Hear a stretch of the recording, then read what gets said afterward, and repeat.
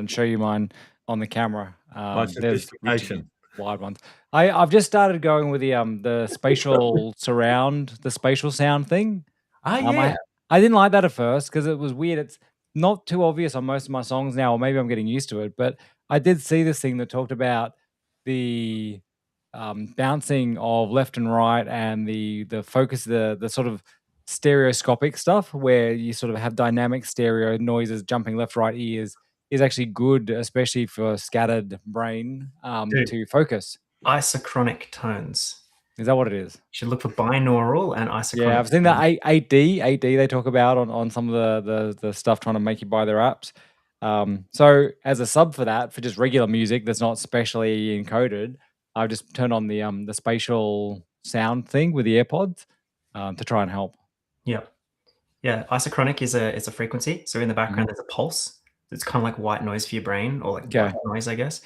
And binaural is when you've got stuff that's slightly out of phase between each ear. Yeah. And yeah, I might not be defining that correctly. I'm not an audio. No, I mean, I remember like the first time I heard it was a song. I think it was a Switchfoot song, and it's got this guitar open. It was like da da da da da da da da, and I was like sat in my car and I'm like, oh my goodness, and just the sound bouncing. Like I love when a band does that really, really well and actually uses left and right effectively. It used to happen a lot in the 80s and the 70s on the old records. You play some of your old records with your old stereo, and I used to get excited. It came out from the different speakers. Nowadays, not so much. It's still used a lot, and like you said, for your for sort of neurodivergent kind of people, Dave, like it's very, very good for focus and for stimulation. It's very cool. I love it. You get people now like discovering it for the first time, and they've got it on Instagram Reels or TikToks, and they say, "Oh yeah, lift your phone up to your chin." I've done that. Yeah, and then see, and it spits it out like either ear or it's whatever. wild. Yeah, it's such a cool thing though. But yeah, the whole idea of what I saw just recently, like people, forsaking the wireless ones and going for the wired ones. Some interesting concept. Where they were not virtue signaling, but like showing that like that's the new cool thing. It was like, if you're like Drake, it's the hipster thing, right? It's that kind of all of the money in the world, but like they wear them because they're like signaling something. You are the coolest, Richard. You are the coolest. No, you know what's uncool? Trying to untangle these.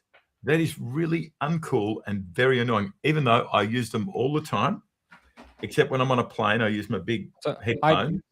I bulged a disc in my back with wired headphones. Wow. It's self-inflicted. I'm an idiot. Big tank. What were you doing? Bowling. I was 10-pin bowling. Oh.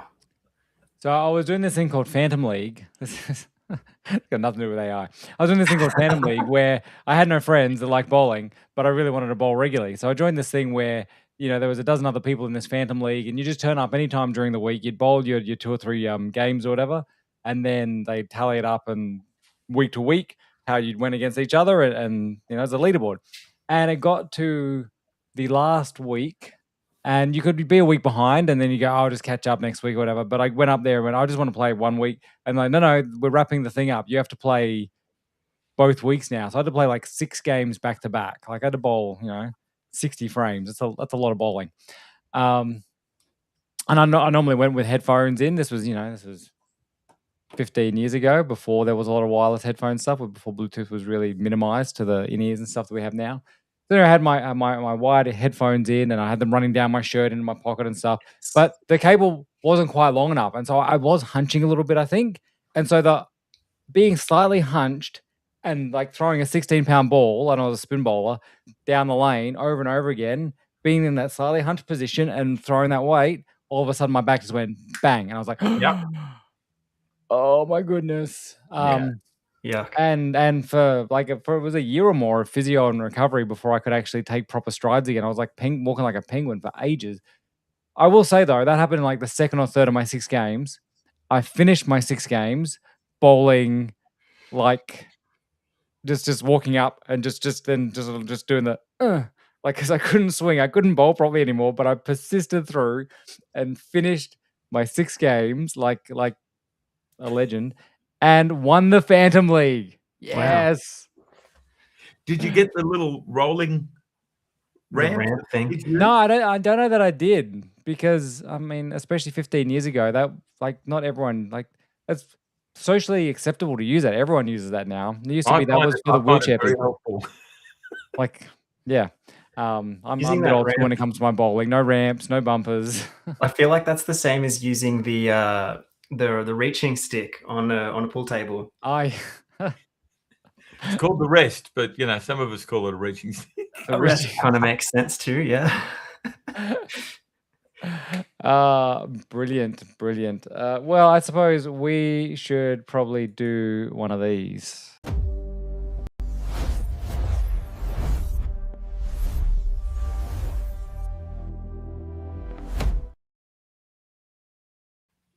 Welcome, everyone, to the AI Operators Show, where we are building with AI in the wild, learning, sharing, talking, not hype broing, hype sistering, anything. We don't have any of the ladies on the show this week. It's back to just three amigos. Mano could not join us, and we'll continue to have different people on through the weeks to weeks. If you're joining us on the chat, welcome. Say hello, as we don't just talk about headphones and bowling, but talk about technology and AI and business and where all those things converge. To jump straight into something really hectic, I feel like this is where my brain has been at recently a lot. And it's the concept of, Richard, you might like this first statement. Like, we've spent 20 years or more designing user interface and user experience for humans. Now we're in the process of rediscovering what that means and focusing on the actual agent experience. So how it feels and the friction and the general smoothness of an agent working through your software. Yeah. I've literally, my core knowledge thing that I've mentioned a few times, I've now absorbed the entire functionality that I was using Linear for, so project and task management, as well as any CRM related workflows. That all lives in my core thing now too. And trying to get my agents to understand what that means and what it is and how to use it and all of the things is crazy. Like, yeah, that's just something that it's been on my mind a lot. What do you think about that? Well, it's interesting you should bring that up. And I think David and I had a chat earlier today about some of these things and how businesses using AI. I caught up with a friend of mine and she's running a small business. It's a services business. She's a psychologist. She wants to do invoicing and get calls come in and greet, but she's got these disparate systems, right? And she's had to go through a couple of practice managers and they're disparate. And all of them say, we've got AI, and they all automate some part of what they're already doing, this much, but none of it's singing together and it's doing her head in. And she's so bad, she's thinking, why don't I just go back to being a single sole trader and get rid of my other 12 service providers and just do it myself. So there's a big gap in getting everything to coordinate and sing together and make sense for a business. It's interesting. And I think I said to her, so, you using AI? And she goes, oh, Rich, I know you and David got an AI consultancy and you work with. She goes, well, I am using AI. And that's meant to be the end of the discussion. I said, no, you're not. Yeah. Got some software and they sticky tape the letters A and I on the end. And someone told you about Canva or ChatGPT. So you've accelerated your text messages to your family so they're written better, and your emails. You are not using AI. AI, as we all know, and I know you know this, I'm preaching the converted, is about being the conductor of complex processes that you can't really add value to, and you need them to just happen in the background. And that may be inside someone's individual software they're selling you, whether it's an invoicing software or a CRM, but unless it's across your whole business and saving you time and money to do what you do best and push that admin into an automated space, it is really, everyone's just getting ripped off. It makes you curious about the concept of productivity in general. Absolutely. I want you to come down here and to my place and get all your stuff and load up, because Dave's done some fantastic work with his stuff. I've had to play with it, but I'm not as smart as you two. So from a technical point of view, it takes me a lot longer, even after a conversation with you guys, to even get something started. But here's the funny thing. I know where the gaps are. I know what I want, and I know I need you guys to help me. How many businesses out there are stumbling along? And it's getting worse because as you introduce AI into disparate systems, your world becomes more complicated. It makes it worse. This is yeah. We were touching on this morning, Richard, when we had a chat while I was out for my walk, huffing and puffing on my AirPods. But I've been thinking about this as sort of approaching and working with some different businesses and looking at their needs and going, it's one thing to have the business in a box, the AI operating system for a single operator, and have that individualized per desktop, per person with their mail, their inbox, their so on. But when you want to start scaling that to the organizational context, becomes a whole different thing. It's one thing to have, Claude Code work and some markdown files and stuff on an individual PC. But as an organization, if you want people to be sort of singing from the same songbook and having those commonalities in there, we are seeing some of the frontier providers having their cloud managed agents and cloud workflows and things like that to try and do some of that. And I think ChatGPT in their business plan now have shared agents. So within the ChatGPT interface, you can create these sort of shared. I suppose it's the next evolution of their all custom GPTs, but now within a business workspace. I don't know if it's just a rebrand, but yeah, and then to your point, Matt, having the key corporate systems, your CRM and stuff. I suppose that's where my previous employer Salesforce is going with things like their Slack bot and their agent force is saying, look, we've got all your business context and you can chat to it through Slack and share that and have that organizational thing. But that's great at the enterprise level if you're running Salesforce and paying a squillion dollars for it. What about the small, medium businesses, the 5 to 50 to 500 employees that may not want to spend that? And just something I've been working through and trying to work out, what does that solution look like? And can you use the off-the-shelf tools? Do you need to bring in extra infrastructure? Where do you start decisioning out, okay, this is stuff we store locally in context on the individual computers versus here's where we need to, go and pull from SharePoint repositories, from knowledge cores, etc., and CRMs, and where is that differentiation when you set up the agents and the systems of local context, shared context, corporate context, etc. That is so true. I said to this person who's very smart and a great service provider and has been a friend for 20 years, and I said to her, why can't your agents talk to, this, that, and the other? And she was smart enough to know what the agents were. And she said, oh, it's not out in that version of their software yet. And I'm going, oh my God, all these software providers holding all their customers to ransom because, and sometimes with some of the agents we use, if we can get around it, of course, they go to talk to one of your databases and it's, the database says you're not allowed to do that. Go away, come back another way. So this data engineering for the SMB, as much as the enterprise, it's a real thing and it needs help.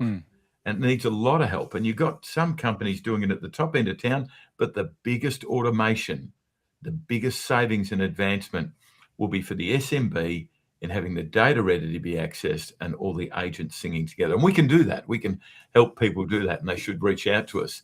But I just find so many people suffering in silence. Now, I'm going to one of the big AI conferences this week, and I'm going to be canvassing a lot of people. And if you see me there, come up and say good day because I'm going to be canvassing a lot of people. Whereabouts? What event? Am I allowed to? Open Summit, I think. That's it. Is it an Anthropic thing or I don't know?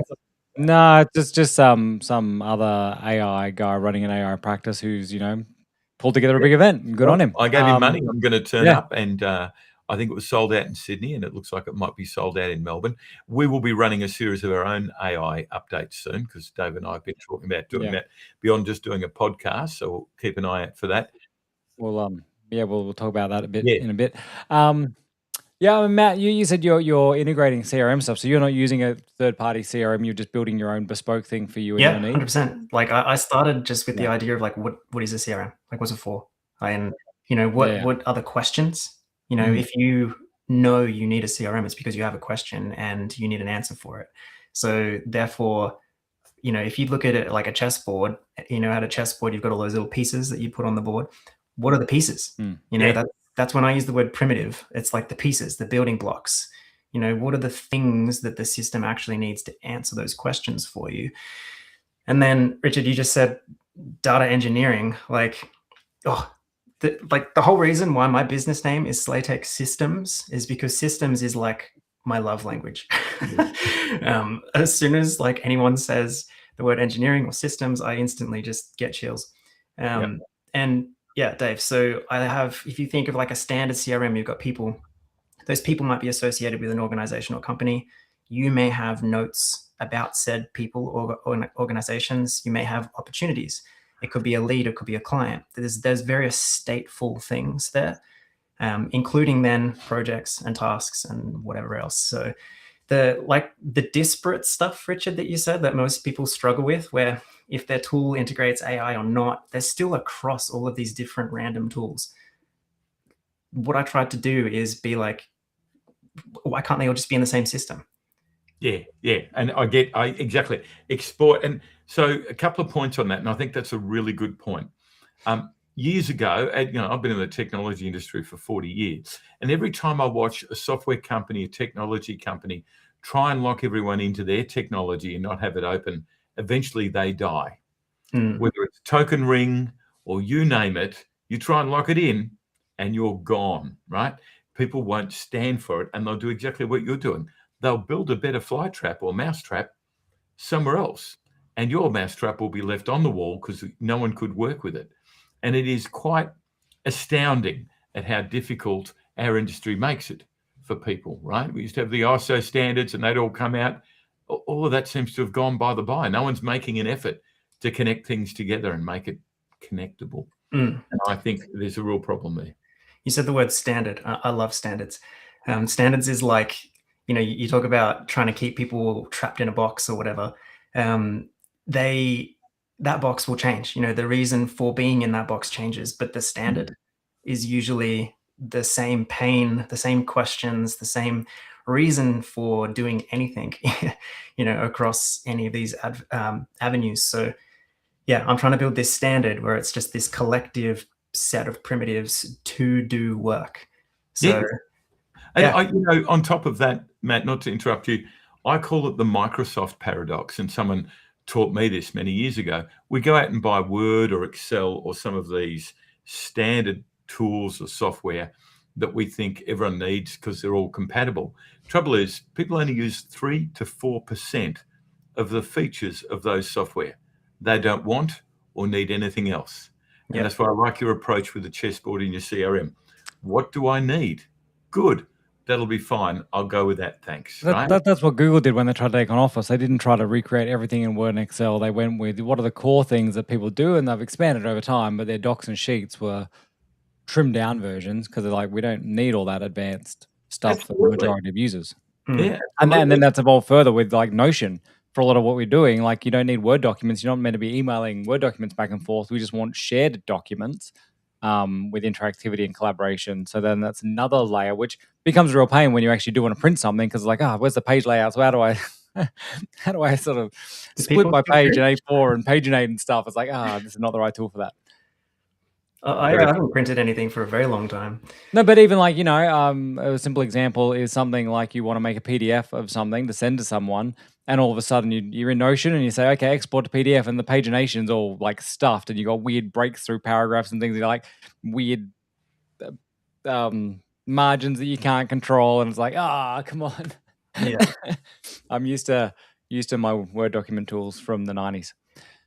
Yeah, it's true though. It's interesting. Whether you print it or not. It's funny how PDF just became this sort of de facto standard for document sharing. So exactly, and it's funny how you say the usage of things and the practicality and simplicity of things is where people rally around, and that becomes the core of what we use. And we can see with AI at the moment that data format, and to get Matt excited, data engineering is the cornerstone, right, of AI. AI is easy. AI is automation and algorithms. How do I get that data? How do I get it over here, treat it here, and have the outcomes that I want? Any business I've spoken to, it comes back to where are their sources of truth? What is their sort of system of record? And system of record is probably arguably strong language for what most people are using. It's It's a scattering of fun. spreadsheets and a few different online systems that they update by hand, and it's all very manual. And to maximize your ability to do anything, it comes down to aggregating, actually standardizing the systems of record and knowing what you've got and where you've got it. So then you can put workflows around it and take actions on it. Matt, my question for you, because your system's all very AI driven, does that mean you've got to burn tokens to interact with anything in your entire stack? Like if I just want to go and update a contact and log a phone call, can I do that, or I've got to burn tokens to interact with that? That's a fantastic question. And it comes down to that first statement that I said to do with user experience versus agent experience. Yes.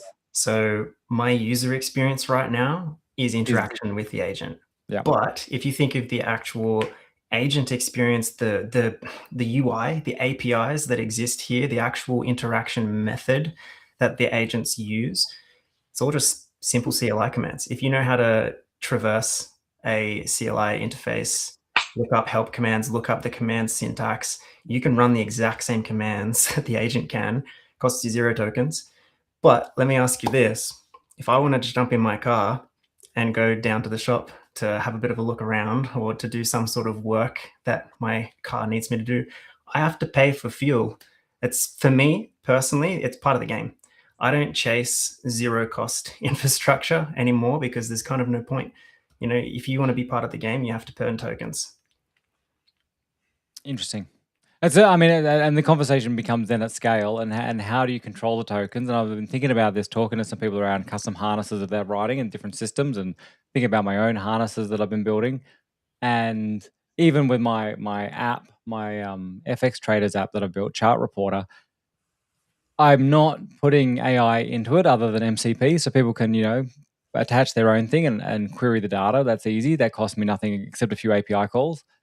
But if I wanted to go, oh, well, what if I did put an agent in the system, but it was like BYOK, then all of a sudden I'm on the hook for how efficient is my agent at leveraging their tokens, because now they're trusting me to burn their tokens with their key. And it gets really curly, and who's on the hook for the responsibility for token burn? And if you're building a system and saying, plug your key in, and we see, I suppose that's true of Hermes, of OpenClaw, of anything. If you're plugging a key in and expecting magic, like, how efficient are these systems, and where are the benchmarks, and how do people know they're getting value, and that you haven't built this amazing thing that does great work, but it's just ridiculously inefficient on tokens. And I say that from my own personal experience with my system, given that I'm the other day, didn't you? I'm doing everything in co-work at the moment. That's my primary sort of automation platform that I'm using. And I hit my 100% of Claude tokens for my 5x plan yesterday and got locked out for 24 hours, except when Anthropic turned off the OpenClaw tap, they gave everyone, $150 of like a month worth of free credits of your plan as extra usage, which you can't use via the API. You can only use essentially by burning over your quota.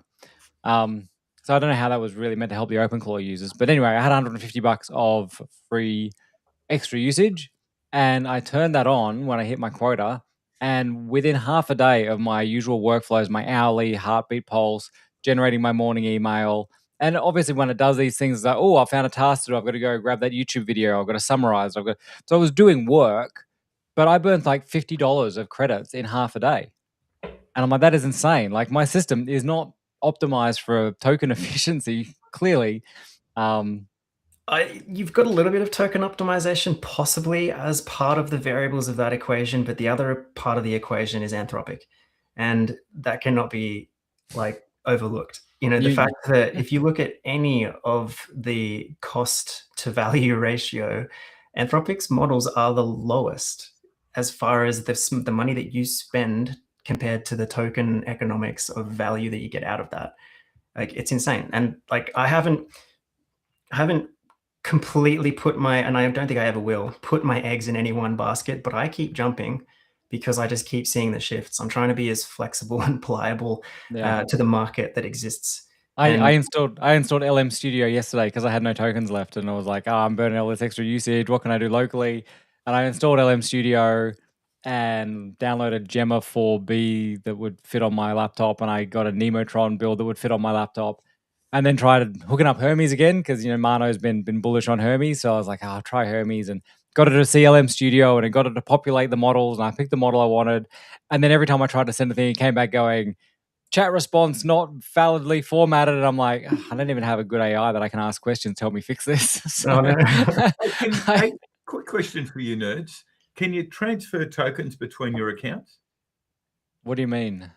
Well, I'm not fully utilizing my. No, like within your plan, you'd have to give over your whole subscription login to share tokens. Like with my Chat GPT business account, which we've got you gotta have 2 users, so it's got me and my wife. Their Codex tokens are separated, but if I run out of Codex and want to borrow hers, I've actually got to log into my Codex account, like log into my ID as my wife in order to use her Codex tokens. Got There's it. no, The other it's not thing like that's frequent flyer interesting points. is the price of certain models, of certain providers, the actual inference that they're using, and the efficiency gains that they're getting during their actual inference is insane. And a lot of people probably don't realize this. Like people who have been or are used to working with, the top GPT, the top Claude models, burning through millions of tokens on that expense. When the recent DeepSeek V4 stuff came out for both the Flash and the Pro model, yes, it's Chinese. Yes, they're probably mining all of your data at the same time.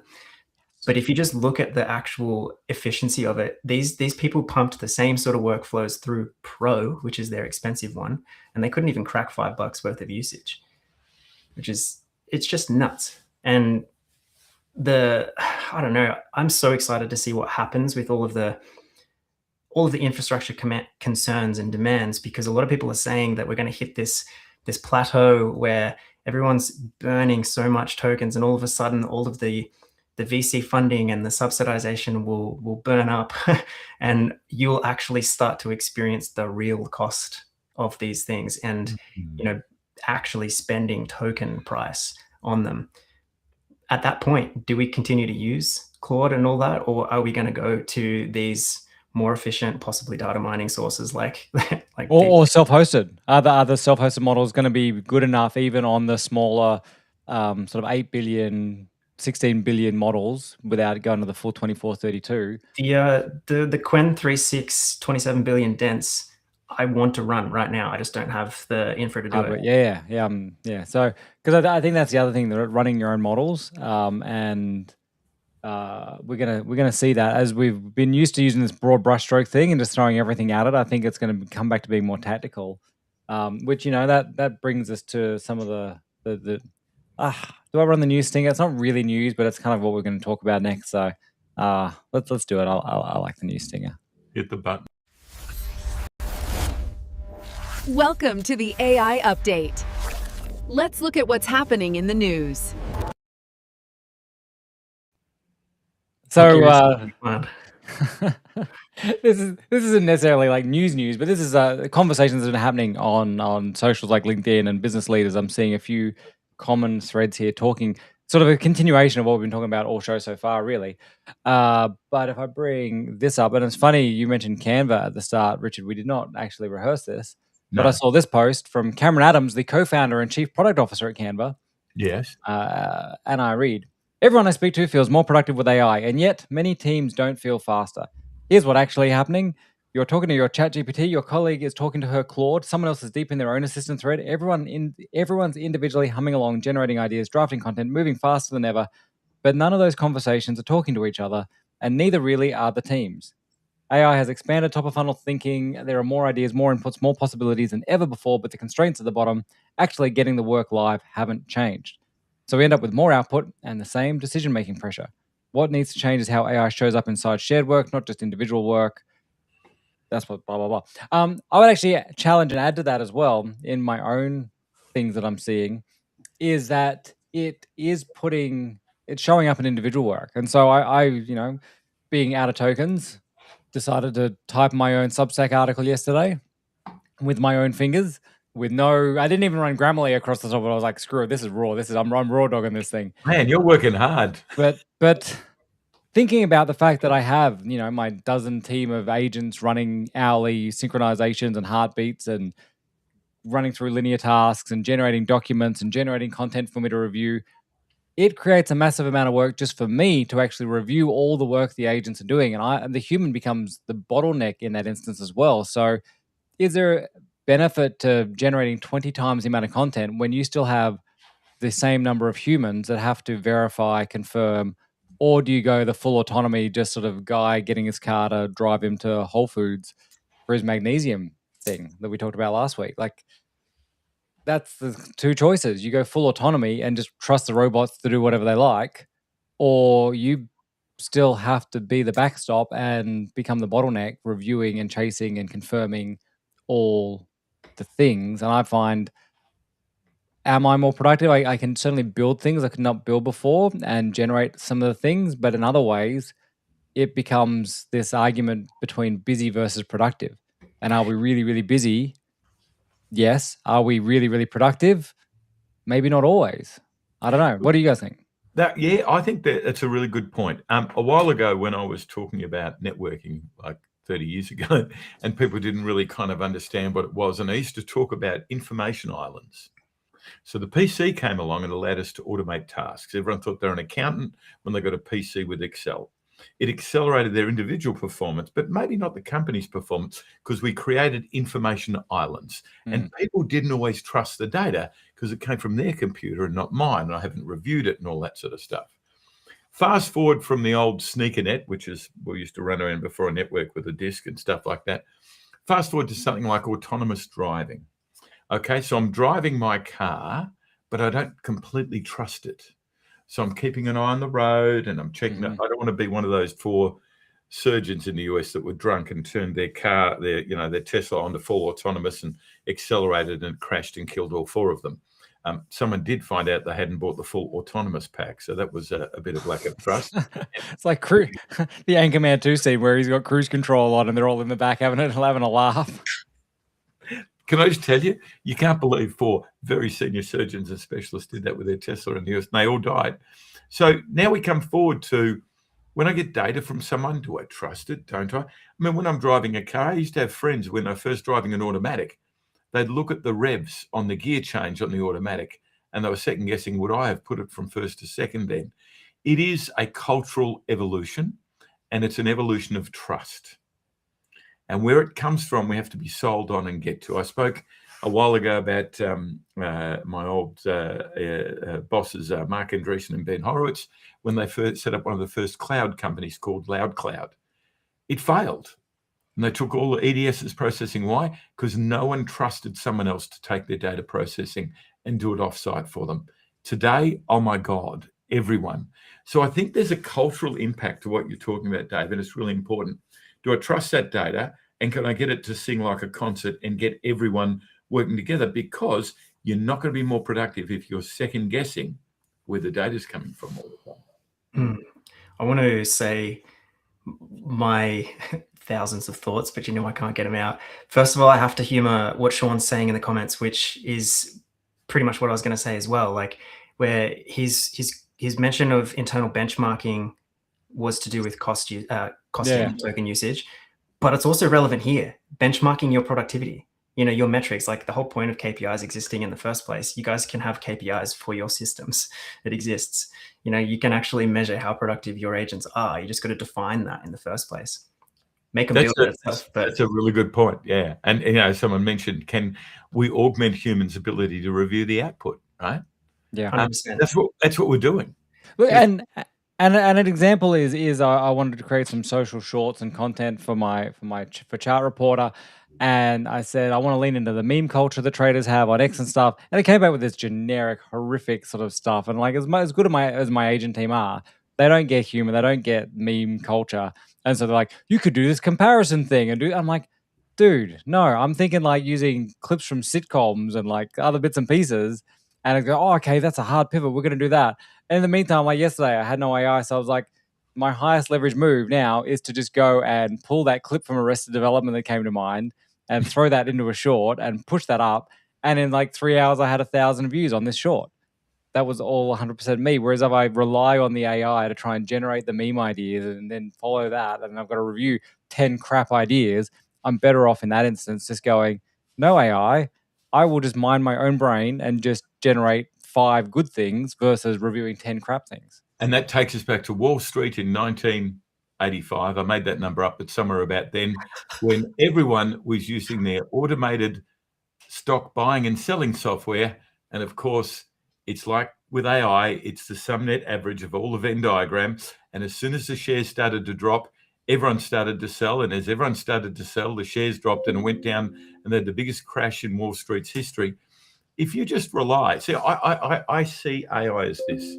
Your experience, particularly you two and the people who are listening to us and the people we work with, it is unique. You're a unicorn. You'll always be a unicorn. You're a human. You've got all this weird shit going on in your, weird stuff going on in your head. As Matt and I always allude to, our brains are running very fast. So don't discard that. Push that to the front and just get the automation happening. Imagine if we were handwriting all our emails. Yeah, and I think this comes down to what we would say with any of our customers, and unfortunately, doctors are normally the worst patients. Is you're running so fast, and you set up these systems, and then you expect a lot from them, and you don't always go back and reorder them quickly enough to go, is that still adding value? Like if we're going to go and implement workflows and automation and AI into someone's business, we find the things where there's high leverage, where there's high ROI. Internally, part of it is the R&D process of experimenting, and that's what we have to do is living on the bleeding edge. And we sort of go, okay, can I automate that? What if I have an agent that does that? What if can they autonomously be like pursuing that path for me on my behalf? And then you come back and I find out, after 2, 3, 4 weeks, go, no, that's rubbish. I cannot rely on it to help me generate humorous meme ideas. That's on me. And go, cool, let's kill that and not have to worry about it coming back to me with like, check this one, because then that's creating more busy work for me, not actually productive outputs. And so I think part of it is internally, we are sort of dog fooding and testing these things at the bleeding edge, but also then occasionally going back and auditing and going, if I was my own customer, would I be automating this process? No, probably not. So why do I think it's okay to automate it in my own business? And look, so what AI for us is, and for a lot of our customers, as we know, is it's business process consulting. Push AI to one side. What is the problem I'm trying to solve? As you're saying, Dave, where is the biggest delay in me getting my services efficiently to the marketplace and getting paid for it? That's all it is. And you have to look at a business holistically, break it down into its elements, and then go, right, I'll plug this in here, I'll plug this, and I'll get that. And as we said, if you can't trust the data, you've got a problem. There's another vibe that's happening in the really techie developer community. I'm sure Sean, if he's still here listening to this, would appreciate and understand hopefully where this is going. This is a quote that I've captured from a recent video I watched from a developer guy, an influencer that I follow and I respect a lot. And he talked about, he brought it into the concept of a lot of people are feeling that their edge, their shine that they bring to the table, that unicorn, Richard, where that's diminishing the more that they use AI. And like Dave, if you're a master meme creator and all of a sudden you're starting to use AI for all of it, where does your spark come from anymore? And do you feel that start to atrophy over time? So this quote, I'm going to read out just 2 paragraphs if you guys will humor this, and then I'm curious to hear your opinion. Let me just try and read it. So first of all, it says, AI disincentivises you from learning about the pieces. And I think that's where the biggest problem is. Humans trust pain. Feeling dumb hurts. When you're trying a thing and it doesn't make sense, you feel the pain. And when you try the thing and it goes as expected, you feel good. AI has made it easier to avoid that pain and feel that reward. Wow. So when there's the second part of this is pretty intense. So when what used to be an upfront cost where you would pay to learn the pieces and then you could get that reward of solving the puzzle, it's now a slot machine. And your choices go from learning the pieces so that you can actually solve the puzzle correctly, or just keep pulling the slot machine until hopefully the correct answer comes out, because each pull hurts a lot less than reading the documentation for a language you don't understand, or learning a library that doesn't map to your mental model, or debugging something that feels hopeless. Gee, that sounds like my brain. It's crazy though. Hey, like this is the super smart people. I think like that to be honest, and the three of us have discussed that we have brains that we think run fast, maybe not smart, but they run fast, and we jump between things. And I think you're right. You try and explain to someone who's never driven a car before what the gears do, right? It helps them be a better driver. But when they've got an automatic, do they need to know that? Or maybe they need to know when the engine's revving, they've kicked down to.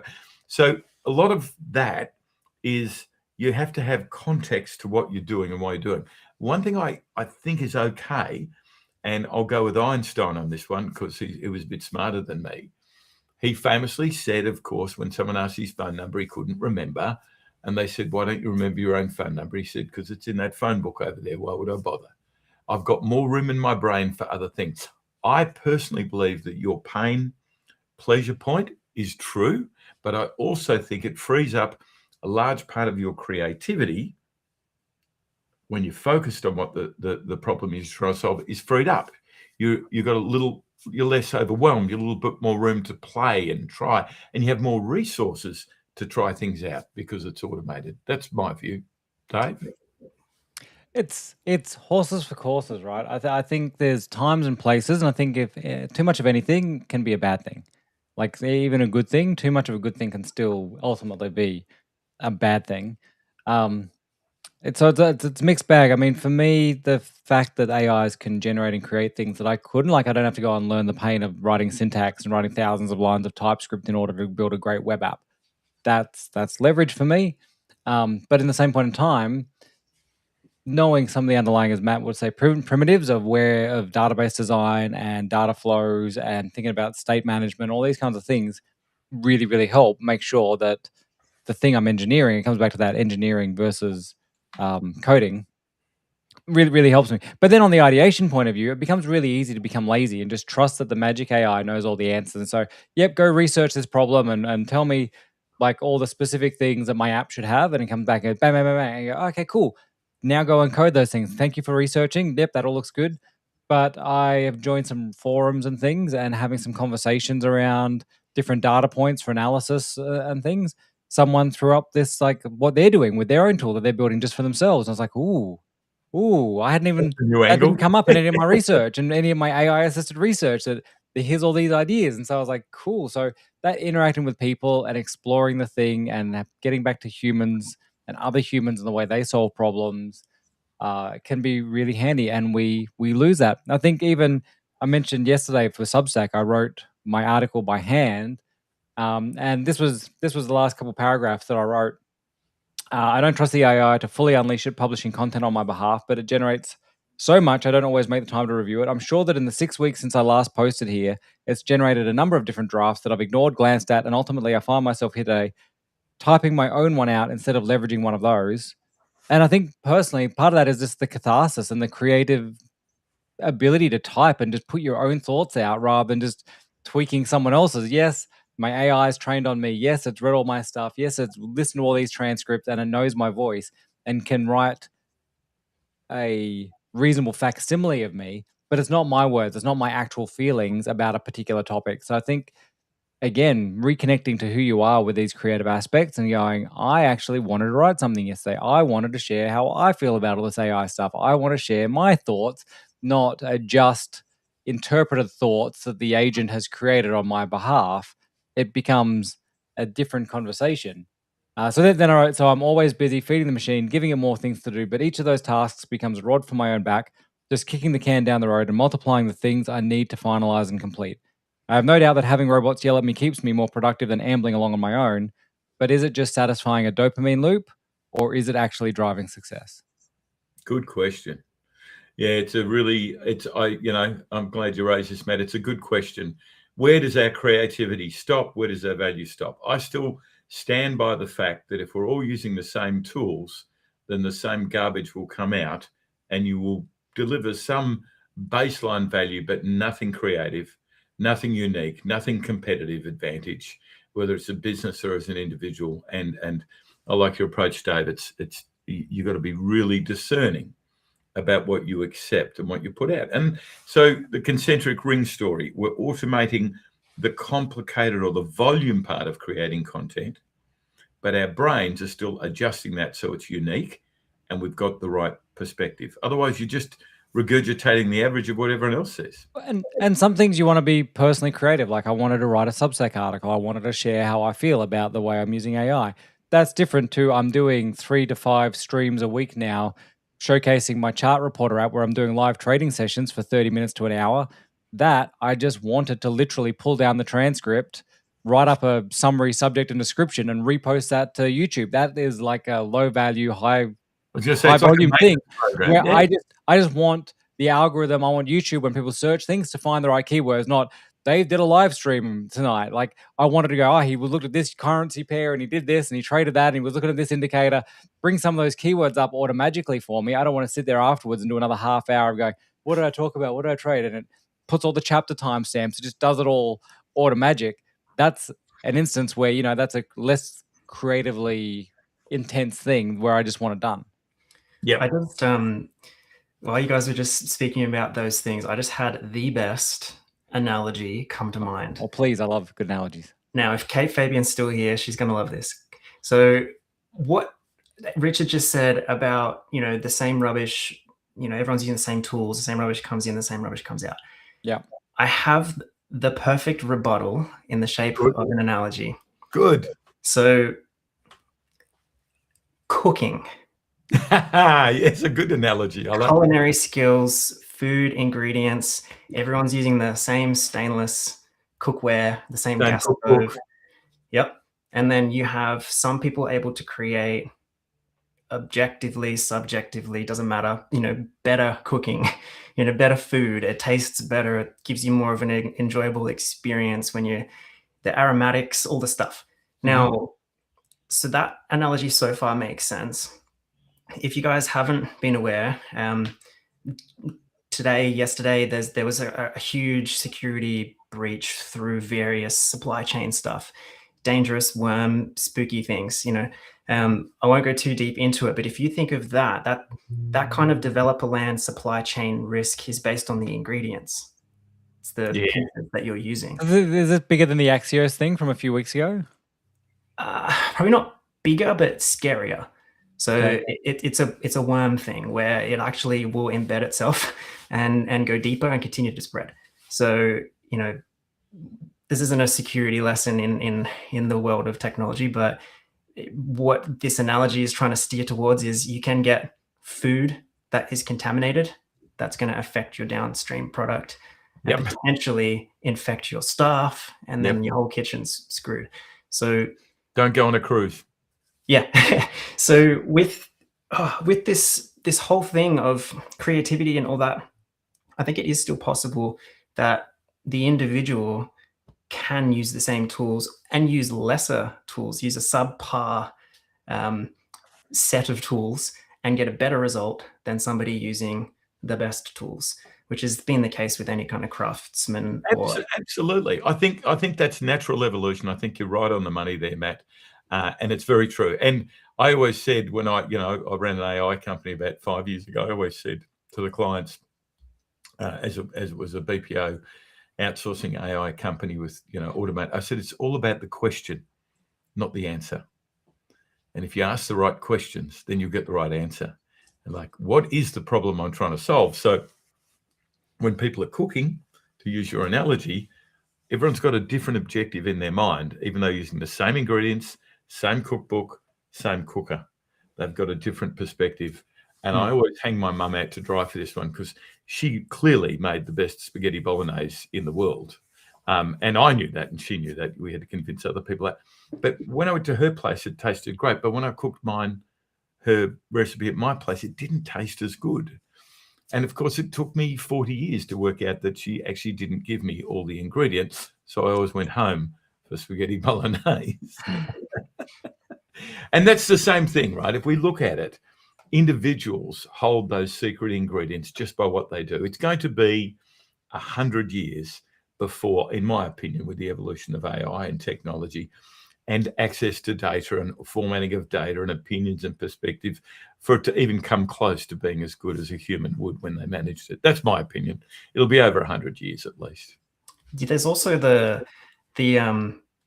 like you just said, what is the question? The question is the most important thing. If you think of like we're discussing what these things are outputting and whether or not it's the same spark as what the human can do, that's judging the result as the thing that we're looking at.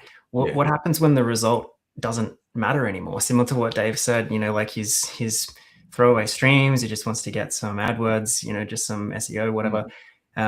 There's another guy that I follow a lot, and he had a tweet today that he basically, it's the same thing that Dave just said before. His literal quote is, "It's weird how much I spend trying to get agents to write code like me. Maybe I should just write the code." Yes. Well, it's the icing on the cake story, isn't it? Getting cake out, because cake is pretty genuine. Just do that, right? Because you're the icing. Your stuff is the icing, and you'll differentiate yourself usually on the icing. Or with a pizza, everyone knows how to make a pizza, but there'll be a sauce you put in there that will differentiate you. And I don't think that's ever going to change, right? I don't think it's ever going to change. And yes, there are some things we should automate, and there are some things we shouldn't. My old boss at the pizza shop, he'd occasionally go and consult, and I help other pizza shops out a little bit. And the first thing he'd do is, "We'll go make your dough," and they'd be, "You make it." He's like, "No, I'm not giving you my dough recipe." Exactly. For those people that listen to our show that are trying to figure out their place in the world, looking at the listings on Seek and all the places, and nothing makes sense to them. There's a new position, a new role that I've heard a company that I follow talk about recently that it interests me a lot. If I ever went down the route of being fully employed in a big company again, it's called a forward deployed engineer. I knew you were going to say that. Yeah? I knew. I was actually talking to an FDE last night at the AI meetup I went to.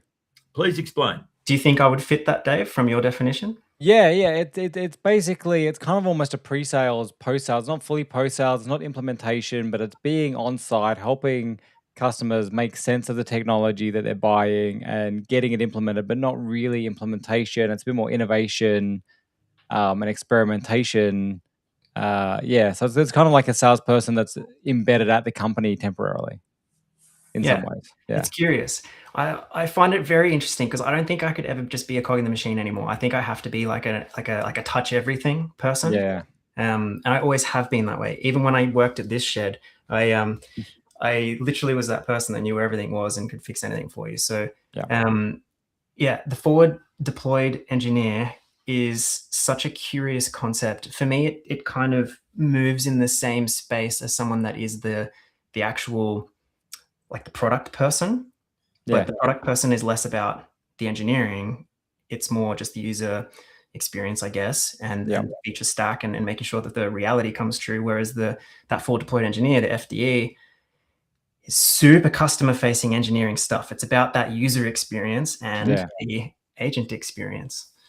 Yeah, it's kind of the evolution of pre-sales blending into post-sales, the technical architect, but not necessarily super architecty.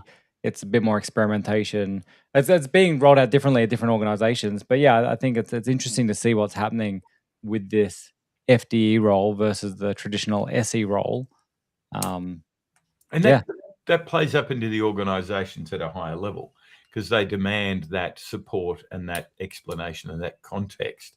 And I was doing, you announce the news. I always do a bit of research before we get on for our session.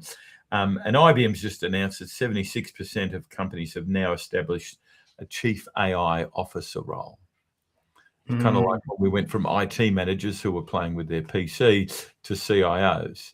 And I think a chief AI officer role will probably sit well above the chief information officer role from a strategy point of view, in my opinion, because they're looking holistically at what is the problem I have to solve, what are the tools I have to do it with, and they're going to need one of these forward deployment engineers you're talking about.